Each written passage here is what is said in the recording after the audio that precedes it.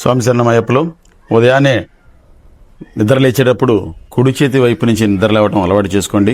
చేతిలో రెండు రుద్దుకొని కరాల అగ్రే మహాలక్ష్మి, కరాల మధ్య సరస్వతి, కరాలే వసతి స్థితే గౌరీ నమోస్తుతే అని చెప్పని కళ్ళకు అద్దుకొని నమస్కారం చేసుకోండి. తర్వాత మనము మంచం మీద నుంచి కానీ చాప మీద నుంచి కానీ పాదం నేల మీద పెట్టేటప్పుడు భూదేవికి నమస్కారం చేసుకునే విధానం.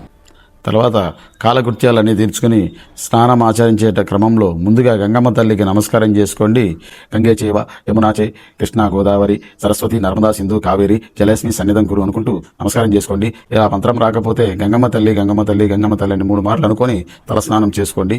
తర్వాత సూర్య నమస్కారం అంటే ఇంట్లో ఉంటేనేమో సూర్యుడికి ఆద్యం మొదలే అవకాశం వస్తేనేమో సూర్యుడికి నీళ్లు వదులుతూ సూర్య నమస్కారం చేసుకోవచ్చు.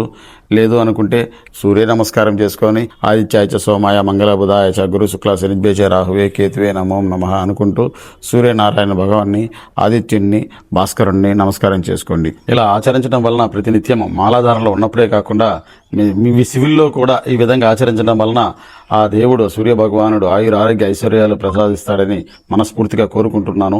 నేను రోజు ఇలానే చేస్తున్నాను, మీరు కూడా ఇలానే చేయండి. మీరు కొలిచే ఏ దేవుడైనా సరే ఆయుర ఆరోగ్య ఐశ్వర్యాలు కలిగిస్తారని కోరుకుంటున్నాను.